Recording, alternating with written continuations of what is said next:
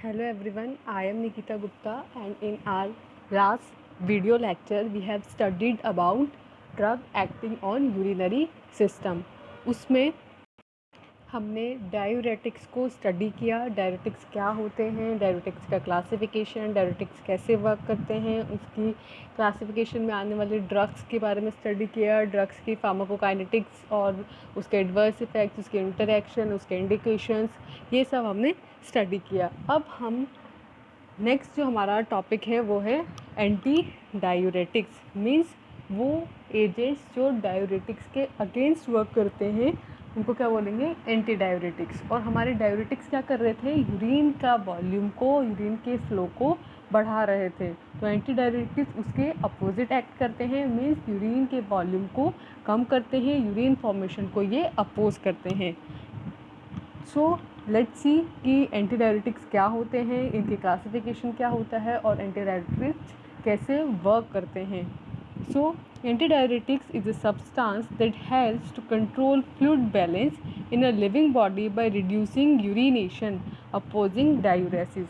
सो जो anti diuretics होते हैं वो क्या करते हैं, डायूरेसिस की प्रोसेस को अपोज करते हैं ताकि बॉडी के अंदर जो फ्लूइड है वो मेंटेन रहे। यानी कि जो हमारे डायूरेटिक्स थे वो क्या कर रहे थे, यूरिन के फ्लो को बढ़ा रहे थे। तो उसकी वजह से क्या होगा, हमारी बॉडी से जो प्लाज्मा वॉल्यूम है वो कम हो जाएगा, जो सॉल्ट्स हैं वो कम हो जाएंगे। ठीक है, तो उसकी वजह से बॉडी में क्या हो जाएगा, डिस्टर्बेंस हो जाएगा, एक इम्बैलेंस हो जाएगा आयंस का और वाटर का। तो उसको प्रिवेंट करने के लिए क्या दिए जाते हैं, एंटी डायूरेटिक्स दिए जाते हैं, जो क्या करते हैं, यूरिनेशन को रिड्यूस करते हैं। बेसिकली जो डायूरेसिस है उसको अपोज करते हैं। इसका क्लासिफिकेशन देखेंगे कि एंटी डायूरेटिक्स जो क्लास है उसके ड्रग के लिस्ट, उसमें पहले आते हैं एंटी डायूरेटिक हार्मोन। मीन्स वो एजेंट जो एंटी डायूरेटिक हार्मोन्स के डायूरेटिक जो हार्मोन्स हैं उनके अगेंस्ट वर्क करते हैं, उनका एंटी इफेक्ट शो करते हैं। और डायूरेटिक हार्मोन कौन से हमारे पास, ADH means anti diuretic hormone, और वेसोप्रेसिन। तो ये हमारे पास इसमें हार्मोन है। इनके अगेंस्ट जो हमारी ड्रग है वो है डेस्मोप्रेसिन, लाइप्रेसिन एंड टेलीप्रेसिन।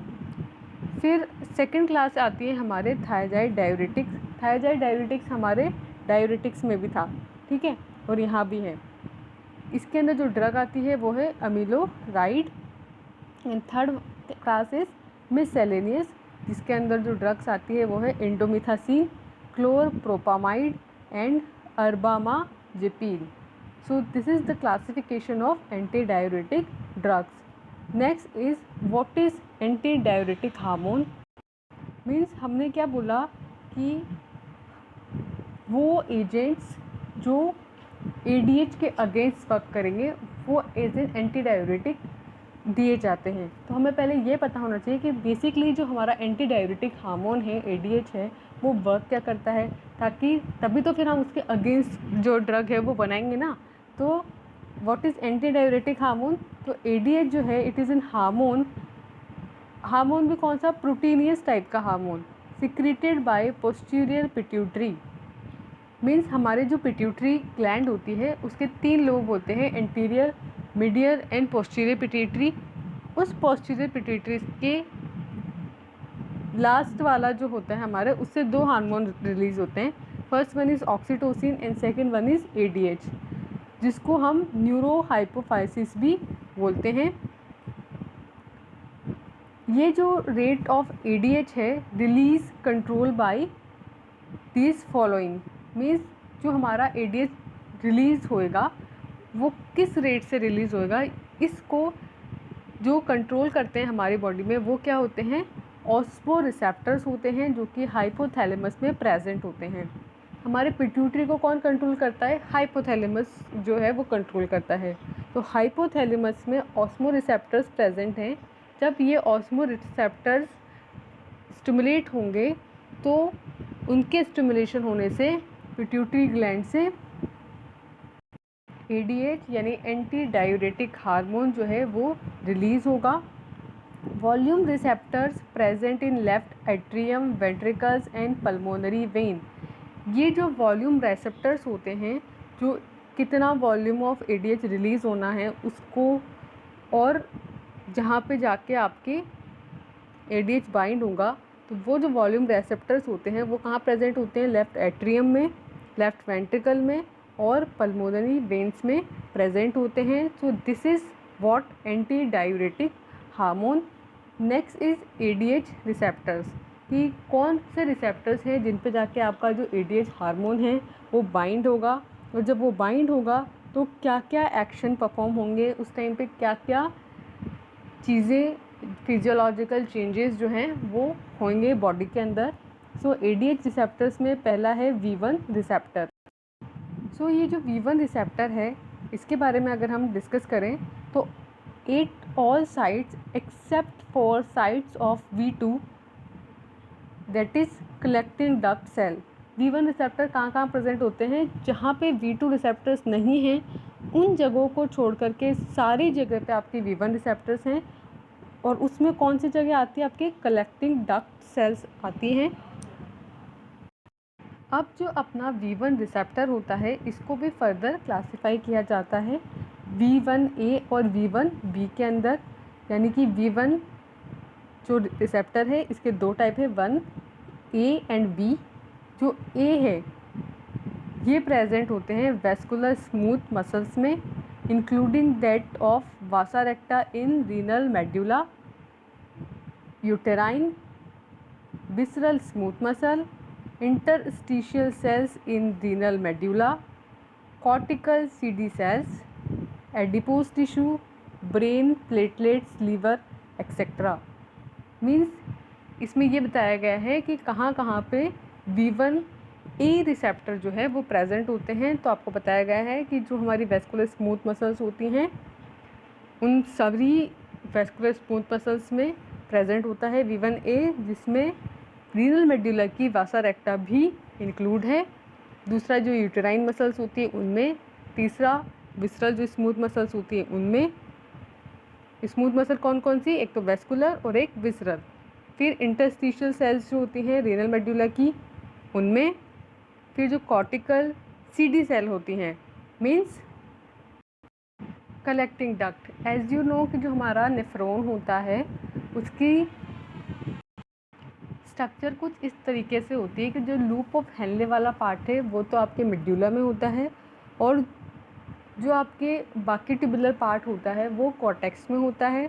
तो इसमें बताया है कि जो आपका V1A रिसेप्टर है ना, उसमें जो कॉर्टिकल कलेक्टिंग डक्ट है उनकी जो सेल्स हैं वहाँ पर आपका V1 रिसेप्टर प्रेजेंट होता है।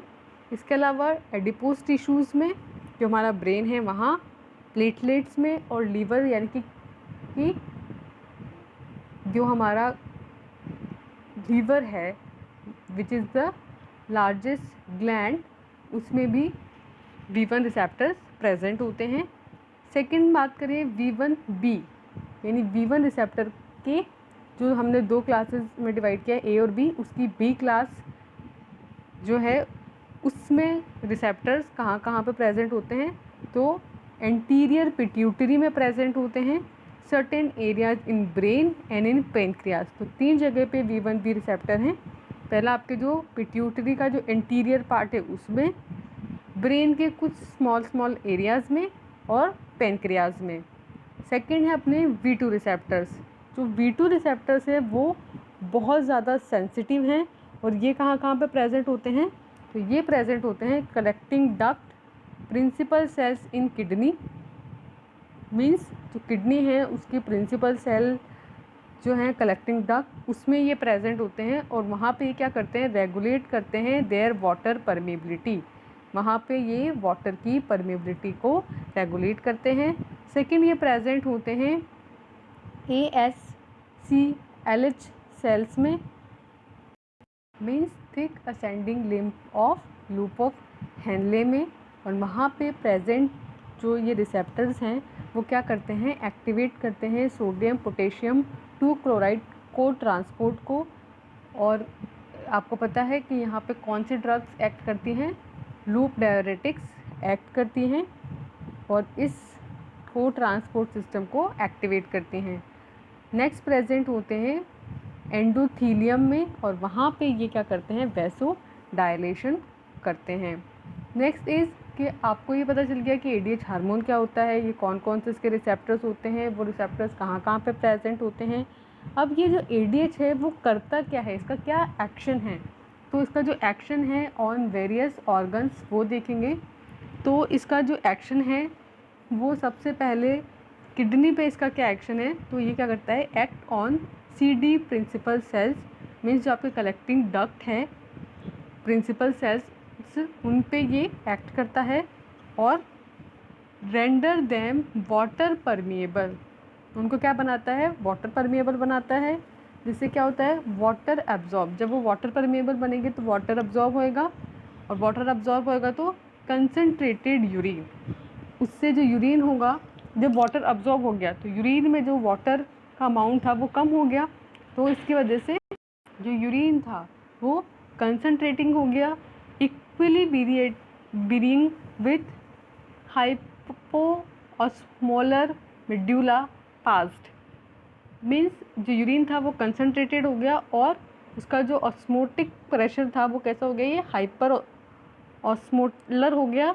मेड्यूला में, जब वो पास होगा तो वो हाइपो ऑस्मोलर हो गया है, और हाइपो ऑस्मोलर जो फ्लूइड है उसके साथ वो इक्विलिब्रेट कर रहा है।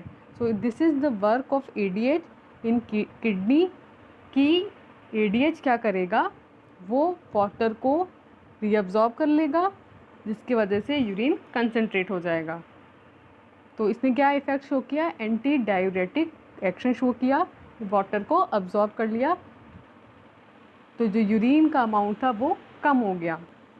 सेकंड, ये जो है वो वर्क करता है ब्लड वेसल्स पे, तो वहाँ ये क्या करता है कि कॉन्स्ट्रिक्ट थ्रू V1 रिसेप्टर, जब ADH V1 रिसेप्टर पे बाइंड होगा तो ब्लड वेसल को कॉन्स्ट्रिक्ट करेगा, जब ब्लड वेसल्स कॉन्स्ट्रिक्ट होंगी तो राइजेज ब्लड प्रेशर, तो ब्लड प्रेशर इंक्रीज होएगा। वेयर इज जब ये ADH dilates through V2 receptor, V2 receptor पर बाइंड होगा तो जो आपके ब्लड वेसल्स हैं उनको डायलेट कर देगा, जिसका क्या रिजल्टेंट होगा, endothelium depend nitric oxide production, जिससे कि एंडोथीलियम डिपेंडेंट नाइट्रिक ऑक्साइड का प्रोडक्शन होगा। नेक्स्ट, ADH क्या करता है, जब GIT पे बाइंड होता है तो ये क्या करता है, इंक्रीज़ करता है पेरिस्टाल्सिस, पेरिस्टाल्सिस ज़्यादा होगा तो क्या होगा, जो फूड है उसका मूवमेंट जो है वो ज़्यादा होगा, और वो जो है वो बॉडी में फर्दर प्रोसेसिंग के लिए आगे मूव करता जाएगा, तो इसकी वजह से क्या होगा, evacuation and expulsion of gases होएगा। नेक्स्ट, ये जो है वो वर्क करता है यूट्रस पे, और जब ये यूट्रस पे वर्क करता है तो contracted bye acting on oxytocin receptor, oxytocin जो रिसेप्टर्स हैं उनको कॉन्ट्रैक्ट करवाता है, तो बेसिकली किसके लिए रिस्पॉन्सिबल हुआ, जब प्रेगनेंसी के टाइम पे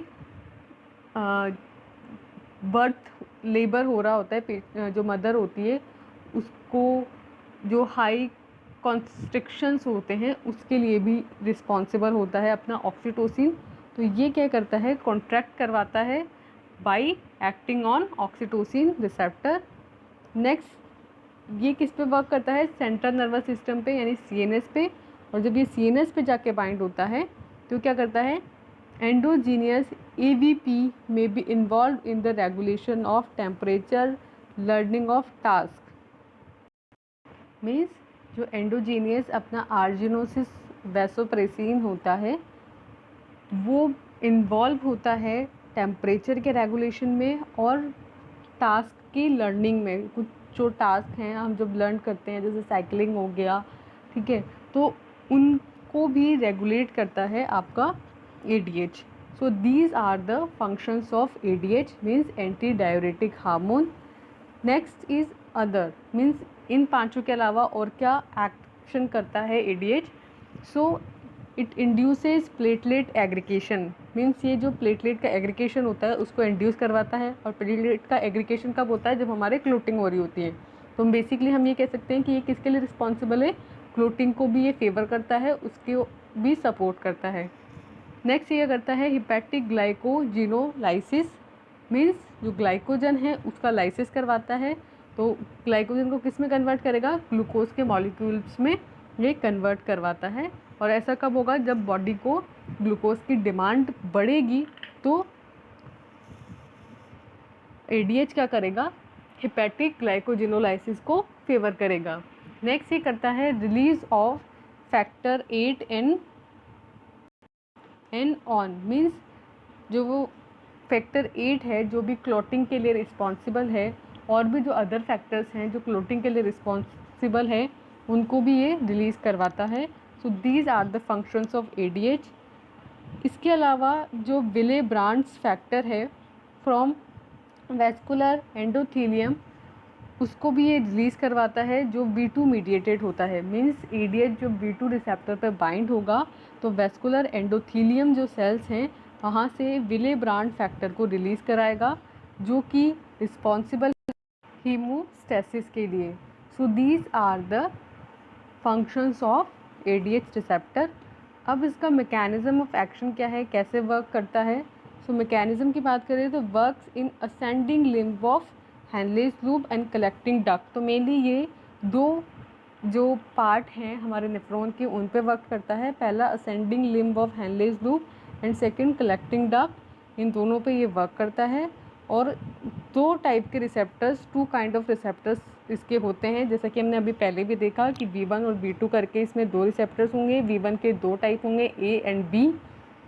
जो V1 हैं वो मोस्टली हमने देखा कि V1 बहुत सारे जो ऑर्गन्स हैं उनके बहुत सारे पार्ट्स में प्रेजेंट होता है, उनका हमने डिटेल में स्टडी किया। अब हम इन शॉर्ट बोलें तो V1 जो है सबसे ज़्यादा कहाँ प्रेजेंट होता है, वेस्कुलर स्मूथ मसल्स में, और वहाँ क्या करता है ये वेसो कॉन्स्ट्रिक्शन करता है। और जो V2 होता है वो किडनी में प्रेजेंट होता है और वो क्या करता है, वाटर की परमेबिलिटी को ट्यूबुलर एपिथेलियम में इंक्रीज़ करता है, जिसकी वजह से वाटर का रीअब्जॉर्प्शन होता है। वाटर का रीअब्जॉर्प्शन होने से यूरिन कंसनट्रेट हो जाता है और यही इसका बेसिक मैकेनिज़्म ऑफ एक्शन होता है। सो अब इसके मैकेनिज़्म ऑफ एक्शन को अगर हम एक डायग्राम के थ्रू समझें तो ये आपकी कलेक्टिंग ट्यूब्यूल्स हैं। यहाँ पे क्या होता है, वाटर का इनटेक हो रहा है, ठीक है, वाटर कहाँ आ रहा है, कलेक्टिंग ट्यूब्यूल्स में आ रहा है, ठीक है। लेकिन जब आपका एडीएच जो है वो रिसेप्टर से बाइंड होता है, स्पेशली V2 रिसेप्टर से बाइंड होता है, तो इससे बनता है CAMP, जो कि जो हमारे ये रिसेप्टर्स हैं जो वाटर का इंटेक कर रहे हैं उन पे जाके एक्ट करते हैं और इसकी वजह से वाटर का रीअब्जॉर्प्शन होने लग जाता है, जिसकी वजह से ये जो आपकी कलेक्टिंग ट्यूब्यूल्स थी इसमें क्या होता है, वाटर जो है वो कम हो जाता है और जिसकी वजह से हमारा यूरिन कंसनट्रेट हो जाता है। तो this is the basic mechanism of anti diuretic hormone. Next is clinical uses of ADH agonist. Means कब हम एंटी डायूरेटिक जो हमारा हार्मोन है जो डायूरेसिस की प्रोसेस को इनहिबिट करता है उसके अगर एगोनिस्ट देंगे तो उसके क्या यूजेस होंगे। तो जो हमारे एडीएच है और जो डेस्मोप्रेसिन है वो क्या करता है, रिड्यूस करता है यूरिन के वॉल्यूम को और उसे कंसंट्रेट करता है, ठीक है। तो ये जो है यूज़फुल है इन पिट्यूटरी डायबिटीज़ इंसिपिडिस। ये वॉल्यूम का कंसंट्रेट होना किसके लिए हेल्पफुल है, पिट्यूटरी डायबिटीज़ इंसिपिडिस के लिए ये हेल्पफुल होता है। ये एक ऐसी कंडीशन है जिसमें थ्रस्ट जो है वो ज़्यादा लगती है, मीन्स बॉडी में जब ब्लड वॉल्यूम कम हो जाता है, प्यास ज़्यादा लगना, ये सब जो है डायबिटीज़ इंसिपिडिस के सिम्टम्स होते हैं। तो उस कंडीशन में क्या दिया जाता है, एडीएच एगोनिस्ट दिया जाता है।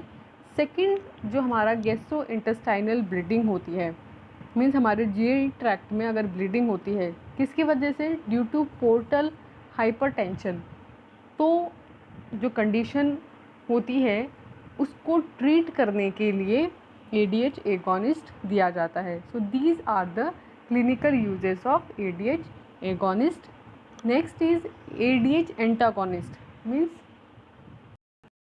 सो अभी तक हमने क्या देखा कि ADH क्या होता है, ADH के रिसेप्टर्स क्या होते हैं, ADH कैसे अपना वर्क परफॉर्म करता है, इसका कहाँ कहाँ यूज़ किया जाता है। तो बेसिकली हमारे ADH ने क्या किया, जो डायूरेसिस प्रोसेस था उसको इनहिबिट किया, एंटी डायूरेटिक इफ़ेक्ट शो किया। अब हम वो एजेंट्स देखेंगे जो इस ADH को एंटागोनाइज करते हैं, मींस ADH के साथ कॉम्पिटिटिवली ये उसको इनहिबिट कर देते हैं उसके साथ compete करके। सो इसमें जो ड्रग्स आती हैं वो हैं कोनिवाप-10 एंड डेमीक्लोसाइक्लिन, LI यानी लिथियम। ये सब जो होते हैं वो ADH को एंटागोनाइज करते हैं। सो इनके बारे में हम स्टडी करें तो जो कोनिवाप-10 है, it is an ADH inhibitor at V1A and V2 receptor. Means ये जो कोनिवाप-10 है, ये हमने देखा था कि ADH के जो रिसेप्टर हैं उसमें V1 और V2, V1 के अंदर 2 हैं, A एंड B। तो सिर्फ V1 के A और V2 जो रिसेप्टर हैं उन पे जाके ये बाइंड होती है और वहाँ वाले ADH को ये इनहिबिट करती है, मतलब वहाँ पे जो ADH का एक्शन है उसे ये इनहिबिट करती है। सेकंड है हमारे डेमोक्लोसाइक्लिन जो कि एक टेट्रासाइक्लिन है, और LI जो कि एंटीमेनिक ड्रग है, लिथियम। ये क्या करती है, इनहिबिट करती है the action of ADH at some point distal to the generation of CAMP and presumably the insertion of water channels into the membrane. Means ये क्या करती है, इनहिबिट करती है ADH को कुछ डिस्टल पॉइंट्स पे और इनहिबिट करके जनरेट करती है CAMP को, और जिसकी वजह से क्या होता है, वाटर का इंसर्शन होता है चैनल्स में, मेम्ब्रेन में। तो इस तरीके से जो एंटी डायूरेटिक हार्मोन का इफ़ेक्ट था ये उसे एंटागोनाइज करती है, क्योंकि एंटी डायूरेटिक ने क्या किया, डायूरेटिस के प्रोसेस को इनहिबिट किया, मीन्स यूरिनेशन को कम किया, और ये चैनल्स में वाटर का इंसर्शन करवा रही है, तो फिर से क्या करवा रही है, डायूरेसिस का प्रोसेस कैरी ऑन करवा रही है। Next, clinical uses of ADH antagonist. Means हमने ये देखा कि जो हमारा ADH है वो और उसके जो क्लास के ड्रग्स हैं जैसे वेसोप्रेसिन हैं, वो कौन कौन से क्लिनिकल यूजेस परफॉर्म करते हैं। तो हमने देखा था वहाँ की जो डायबिटीज़ इंसिपिडस है और गैस्ट्रोइंटेस्टाइनल ब्लीडिंग है, उनके लिए आपका ADH एंटागोनिस्ट रिस्पॉन्सिबल थे। अब जो ADH एंटागोनिस्ट हैं वो एगोनिस्ट हैं, ये एंटागोनिस्ट हैं। तो ये क्या करते हैं, ADH के एक्शन को अपोज करते हैं। तो इनका क्या यूजेस हैं, सो ये अपोज करते हैं the action of ADH and other naturally occurring peptides. ADH के एक्शन को अपोज करेंगे और जो अदर नेचुरली अकरिंग पेप्टाइड्स हैं उनके एक्शन को ये अपोज करेंगे। नेचुरली अकरिंग जो पेप्टाइड्स हैं उनमें क्या क्या आते हैं, उनमें आते हैं certain tumours, small cell carcinoma of lungs, means जो लंग्स हैं उनकी जो सेल्स हैं उनमें अगर कार्सिनोमा है तो वो वाले पेप्टाइड्स उनको ये अपोज करेंगे। That act on the same V2 receptor, जो किस पे एक्ट करते हैं, उसी V2 रिसेप्टर पे वर्क करते हैं जिस पे हमारे ADH एगोनिस्ट वर्क कर रहे थे, जिसकी वजह से क्या होता है, leads to significant water retention, जिसकी वजह से वाटर का रिटेंशन होगा, एंड डेंजरस हाइपोनेट्रीमिया, और हाइपोनेट्रीमिया होगा। Hyponatraemia means decrease amount of sodium. कहने का क्या मतलब है कि जो आपके ADH होते हैं उनके एक्शन को आपका ADH एंटागोनिस्ट अपोज करता है सेम V2 रिसेप्टर्स पे एक्ट करके, और उसका रिजल्टेंट होता है वाटर रिटेंशन और हाइपोनेट्रीमिया की कंडीशन। सेकंड क्या करता है ये ADH antagonist, syndromes of inappropriate ADH secretion. जब ADH का सिक्रीशन इनअप्रोप्रिएट होता है तो उसकी वजह से जो सिंड्रोम होते हैं, जो डिजीज़ डिसऑर्डर होते हैं, उसको भी ट्रीट करने के काम में आता है ADH antagonist. Third SIADH can be treated with democycline and conazepam. Means आपके ADH का अनअप्रोप्रिएट सिक्रीशन की वजह से, इनअप्रोप्रिएट होने की वजह से जो सिंड्रोम हुआ है उससे किसे ट्रीट किया जा सकता है? जो ADH एंटागोनिस्ट हैं हमारे पास, demeclocycline which is an tetracycline and conivaptan, उससे ट्रीट किया जा सकता है। नेक्स्ट है हमारा ABP interactions, means arginine vasopressin interaction. इसमें क्या है कि आपके जो ये ADH एंटागोनिस्ट हैं वो कौन सी ड्रग्स के साथ एक्ट करेंगे और उसका क्या रिजल्टेंट एक्शन होगा। तो इसमें पहले आते हैं हमारे लिथियम एंड डेमोसाइक्लिन। ये जो ड्रग्स हैं वो पार्शली एंटागोनिस्ट करती हैं ABP के एक्शन को, मीन्स जो आर्जिनिन वैसोप्रेसिन है उसके एक्शन को ये पार्शली एंटागोनाइज करती हैं, emitting CAMP formation by CAMP के फॉर्मेशन करके, मीन्स की CAMP बना करके ये ABP के एक्शन को एंटागोनाइज करती हैं। Use in patients with inappropriate ADH secretion, और उन पेशेंट्स को ये दिए जाते हैं जिनमें ADH का जो सिक्रीशन है वो इनअप्रोप्रिएट होता है।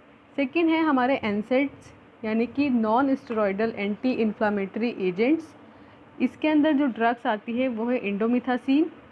ये जो इंडोमिथासिन है वो आर्गुमेंट्स ABP, मीन्स जो हमारा ABP है आर्जिनिन वैसोप्रेसिन उसके साथ आर्ग्यूमेंट करती है, मीन्स उसको अगेंस्ट वर्क करती हैं, और ये क्या करती है? इंक्रीज़ करती है रीनल प्रोस्टाग्लैंडिन के सिंथेसिस को। This is how NSAIDs work with ABP। Next है हमारा कार्बामेज़ेपिन एंड क्लोरप्रोपामाइड। ये जो ड्रग्स हैं वो पोटेंशिएट करती है ABP के एक्शन को ऑन किडनी। तो पर्टिकुलर हमारे जो किडनी है वहाँ पे जो ABP है उसके एक्शन को कार्बामाज़ेपिन,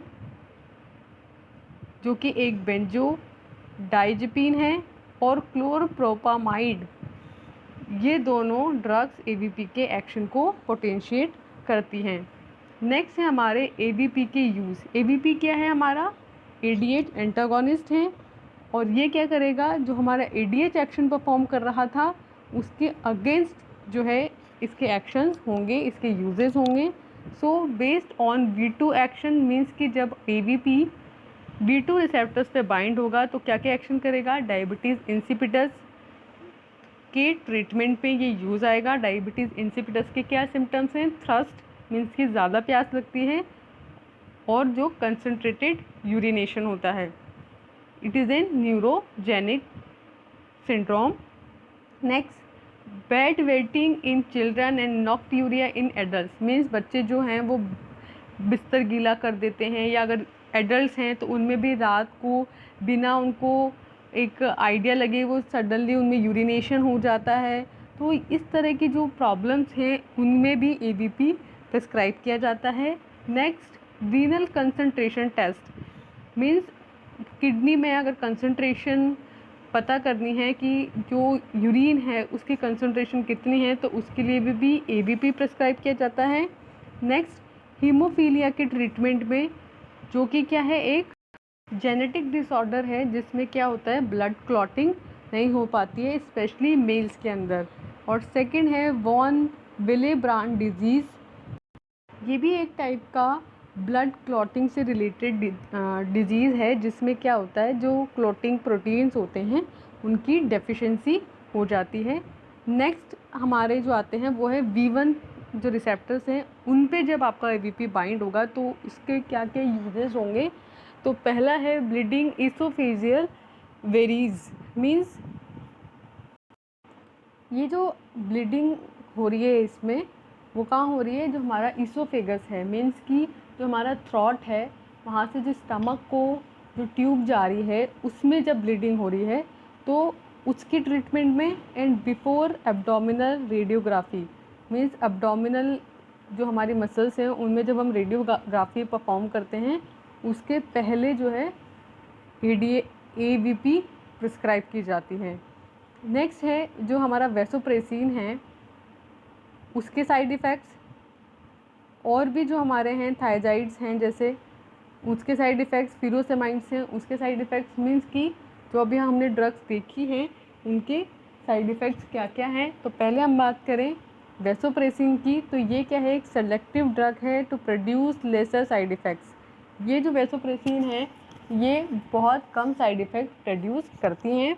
इसके क्या क्या साइड इफ़ेक्ट्स हैं, पहला है transient headache and flushing which is frequent, कभी कभी जो है ट्रांजिशन हेडेक होगा।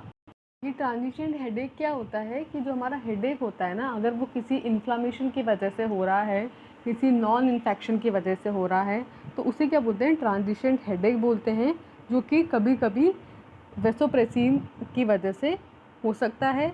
सेकंड एडवर्स इफेक्ट है इसका लोकल एप्लीकेशन, मीन्स अगर आप इसको लोकली अप्लाई करोगे तो क्या क्या इसके एडवर्स इफेक्ट आएंगे, irritation, congestion, rhinitis, ulceration and epistaxis. Epistaxis means, इसका मीन्स होता है बवासीर, मीन सॉरी नॉट बवासीर, इसका मीन्स होता है नक्सीर। मीन्स जब गर्मियों के दिनों में क्या होता है, कई बार आपने देखा होगा सडनली किसी की नोज़ से ब्लीडिंग होने लग जाती है, तो उससे क्या बोलते हैं, नक्सीर। तो वो भी इसके साइड इफ़ेक्ट्स हैं। नेक्स्ट जो सिस्टमिक साइड इफ़ेक्ट हैं वो हैं कि अगर आप इसे सिस्टमिक सर्कुलेशन में जाता है आपका वैसोप्रेसिन, तो सिस्टमिक साइड इफ़ेक्ट कोज करेगा, जिसमें आता है bleaching, nausea, vomiting, abdominal cramps, pallor, urge to defecate, backache यानी कि पीठ में दर्द, फीमेल्स में यूटेराइन कॉन्ट्रैक्शन ये कोज करता है, फ्लूइड रिटेंशन करवाता है, हाइपोनेट्रीमिया मीन्स सोडियम का अमाउंट जो है वो डिक्रीज़ करवाता है। तो these are the side effects of vasopressin. Next आता है हमारा थायजाइड डायूरेटिक्स, इसमें आते हैं आपके क्लोरथायजाइड, और इसके क्या क्या साइड इफ़ेक्ट हैं, पैराडॉक्सिकल इफ़ेक्ट, जिसका मीनिंग क्या होता है कि इन केस अगर हम कोई पेन रिलीफ करने के लिए कोई मेडिकेशन ले रहे हैं तो वो ही मेडिकेशन रिस्पॉन्सिबल है अदर काइंड ऑफ पेन के लिए। मीन्स हम क्या सोच रहे हैं कि हमने पेन रिलीफ करने के लिए मेडिकेशन लिए तो ये क्या करेगी, पेन को रिलीव करेगी, हमारे को दर्द नहीं होगा। लेकिन वही मेडिकेशन की वजह से अगर पेन हो रहा है तो इस टाइप के इफ़ेक्ट को बोलते हैं पैराडॉक्सिकल इफ़ेक्ट, जो कि समटाइम्स आपके थायराइड डायबिटिक्स जो हैं वो शो करते हैं। मीन्स क्या समझे हम कि थायराइड किसके लिए दिया था हमने, डायबिटिक के लिए इफ़ेक्ट शो करने के लिए। तो यहाँ पे ये क्या कर रही है, उसी जो हम एक्सपेक्ट कर रहे हैं वो एक्शन ना देकर एंटी डायबिटिक इफ़ेक्ट शो कर रही है। सो ये इसका क्या है, थायराइड का साइड इफ़ेक्ट्स हैं। नेक्स्ट है आपका फ्यूरोसेमाइड, ये क्या करता है, ये इफ़ेक्टिव है लेकिन लेस डिज़ायरेबल होता है। क्यों, क्योंकि शॉर्ट है एंड ब्रिस्क, मीन्स ये जो है बहुत शॉर्ट एक्टिंग ड्रग है और बहुत फास्ट ही अपना एक्शन देती है, इसलिए ये इफ़ेक्टिव तो है लेकिन फिर भी ये लेस डिज़ायरिंग है कि इसे कम यूज़ किया जाता है। ये इफ़ेक्टिव होती है in both neurogenic as well as nephrogenic DI। Means ये जो आपकी फ्यूरोसेमाइड है वो न्यूरोजेनिक और नेफ्रोजेनिक दोनों ही डायबिटीज़ इंसिपिडस के लिए इफ़ेक्टिव होती है। नेक्स्ट इसका क्या मैकेनिज़्म ऑफ एक्शन है, मीन्स जो आपके एंटी डायबिटिक्स हैं, जो आपके एंटी डायबिटिक्स हैं वो कैसे अपना एक्शन परफॉर्म करते हैं। तो इसका मैकेनिज़्म ऑफ एक्शन की हम बात करें तो ये दो तरीके से अपना एक्शन परफॉर्म करते हैं। पहला, ये similar to salt restriction, means ये क्या करते हैं, जैसे सॉल्ट रेस्ट्रिक्शन हम लोग कई बार करते हैं तो उसके सिमिलर एक्शन परफॉर्म करते हैं।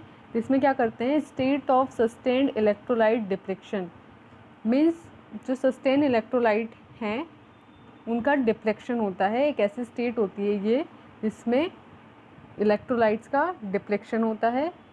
और दूसरा ये क्या करते हैं, ग्लोमेरुलर फिल्ट्रेट जो है उसको कम्प्लीटली रीअब्जॉर्ब करते हैं टिल आइसोऑस्मोलैरिटी इन PT, मीन्स जो आपके टिब्यूल्स हैं उनमें जब तक आइसोऑस्मोलैरिटी नहीं हो जाएगी तब तक ग्लोमेरुलस फिल्ट्रेट को कम्प्लीटली ये रीअब्जॉर्ब करते रहते हैं।